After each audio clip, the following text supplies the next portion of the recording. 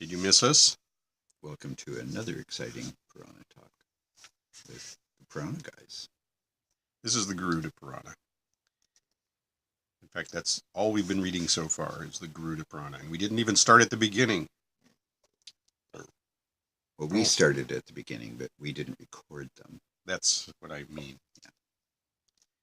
And so this is still the first great big section of the Garuda Purana. It seems to me we have to be coming to the end of the first section eventually. Oh, nowhere near it.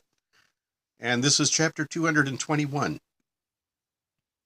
We have been reading sections all, it seems to me, titled Dharmasara, just to see if we're really paying attention. This one is entitled Dharmasara.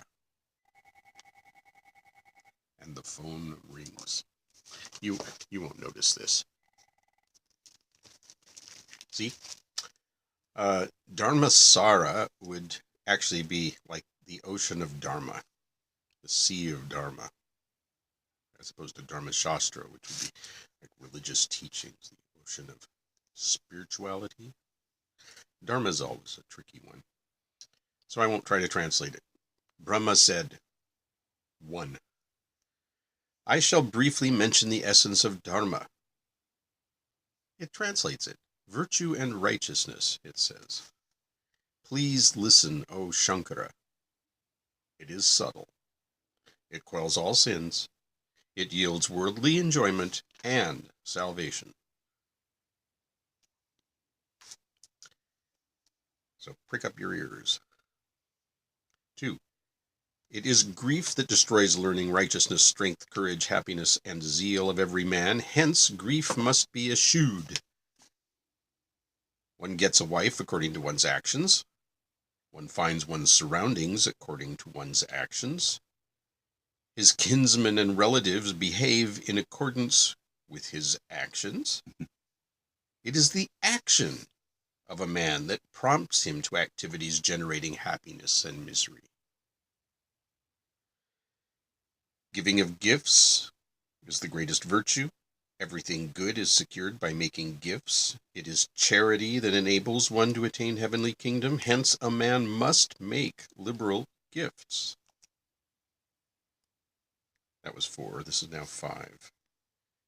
Making of gifts with excellent and entire money gifts, dakshina. Making of gifts with excellent and entire money gifts, not quite English. Dakshina is on par with the saving of life of a terrified being. 6. Dharma is acquired by means of austerities, practicing celibacy, sacrifices, and holy ablutions. Those who destroy the same go to hell. Go to hell. Sorry, just repeated that for emphasis. 7. Persons desiring of performing homas, japas, holy ablutions, and worship of deities, and those who possess truthfulness, forgiveness, and mercy attain heaven. Seems to me they're linking Dharma and Karma. Yeah, they are linking Dharma and Karma. They're talking about action and virtue. You got your Dharma, your Karma, mix it all up.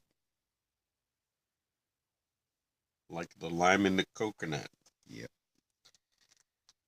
8. There is no one making a gift of happiness or misery, and there is no one who removes the same. Men experience happiness or misery brought about by his own actions. Not the clearest expression, but you kind of see what they're saying. They're saying that You make your own reality. attitude makes a big difference, and that what you do makes even more difference. So you have to be careful about what you do. Right? He who dedicates his life for the sake of virtue crosses all difficulties. If there is contentment, who is he who cannot sustain himself by means of fruits and roots? In other words, God gave you all the stuff you need to survive. If you're not surviving, whose fault is it?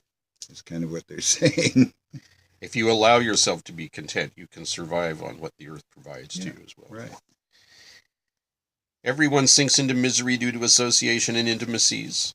The same is caused by greed, which cannot be warded off.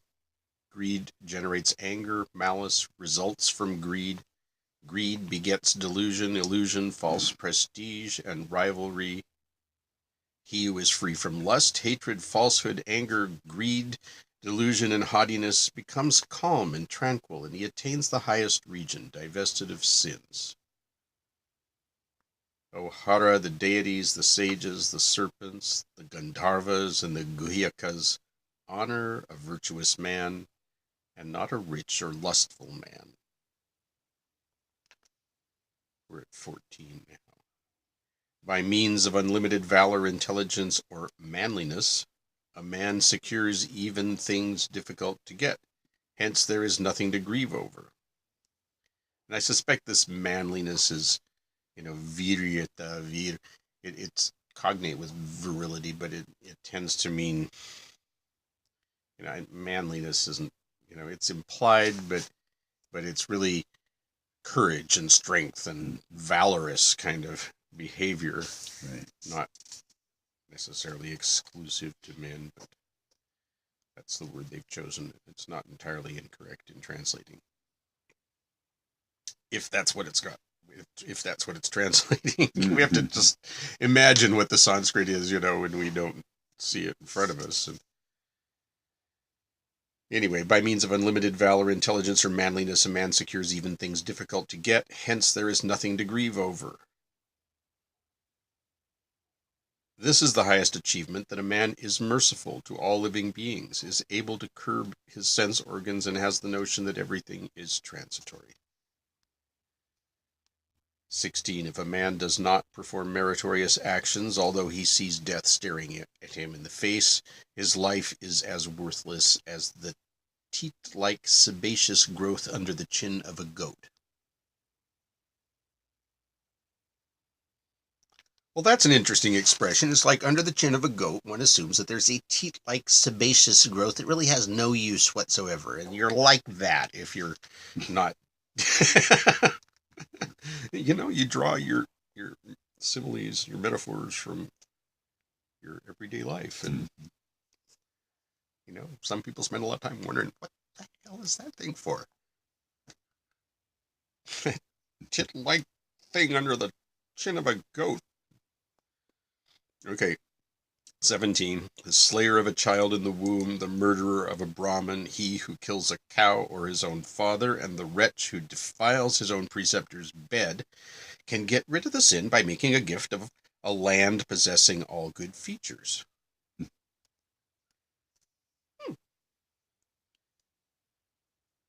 I suggest you get the land first. Yeah.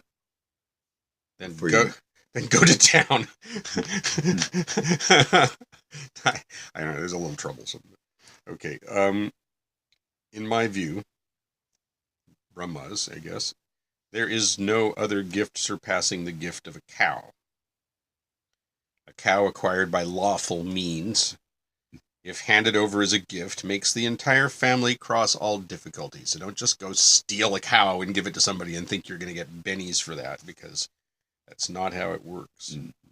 Oh, Vrishadvaja. And that says Vrishadvaja as opposed to Vrishabdvaja, which would be the bull-bannered one, but I think that maybe it's a typo or an alternate spelling of bull-bannered. Oh, Vrishadvaja, there is no gift better than the gift of food. It is food that sustains the world of mobile and immobile beings. The gift of a virgin, the gift of a bull, pilgrimage, higher edition, the gift of an elephant, horse, and chariot, or that of gems, jewels, and land. None of these is equal to even a 16th part of the gift of food. Vital airs, strength, splendor, valor, fortitude, the power of memory take their origin from food. So you're making special note for my food interest, put a star or something, or underline food. What verse are you in? The food stuff is 17 through 21. Gift of food, highly regarded. All right. And it also, this interesting thing, vital airs, strength, splendor, valor, fortitude, and power of memory take their origin from food. That's sort of interesting. Mm-hmm. If a person digs wells, tanks, and lakes, or lays parks for the sake of the public, he raises the members of his family even to the 21st remove, and himself revels in the region of Vishnu. Even the very sight of good men purifies one. It is better than the holy places of pilgrimage. The benefit from a holy place is derived later, but that from the contact of good men is immediately effective. 24. Truthfulness, restraint, penance, purity, contentment, forgiveness, straightforwardness, wisdom, tranquility, mercy, and charity. These are eternal virtues. And that's that. So it's really talking about what makes a life good or not, in terms of what it's like to experience it, as well as whether it's good or not for the external world. Mm-hmm. So this is what I noticed the most. And so it's saying that if you behave this way, you will grieve. If you behave this way, you will be happy. And the world will benefit. And the world will benefit, right? And that if you're really doing the right things, everybody benefits. Something like that. Mm-hmm. They're making the case for virtuous behavior. Right. Which is an interesting thing. It certainly case to brings in this moral, what is moral and what isn't, idea. And it doesn't even try to explain necessarily. It just is telling you. Right. Here you go. Like, this is better than that. This is like even better than the thing before. And if you don't do that, what point? Well, a lot of the people of the book religions are their criticism of paganism, including Hinduism, is that they don't have a moral code. Yeah. But this lays out a very clear moral code, it seems to me. Well, their idea of a moral code is that a higher being basically laid down the law, and here it is. Well, here's God talking. I mean, how much more authority do you want? But it's God in the form of the four directional awarenesses or something. Well, it's the creator God. It's Brahma. It's the original. It's the originator. And he appears to be speaking to Shiva, likely as not, because the only reference we have to who he's talking to is there. Yeah, occasionally he gives that Vrishabhadhwaj, bull banner, and that's an epithet. But in this case, he spelled it differently. Yeah, it's Vrisha. They left out the B. Vrishab. BH. Anyway, the Vajj was there. That's the banner. Okay, that's it. Thanks for coming. Yeah, bye.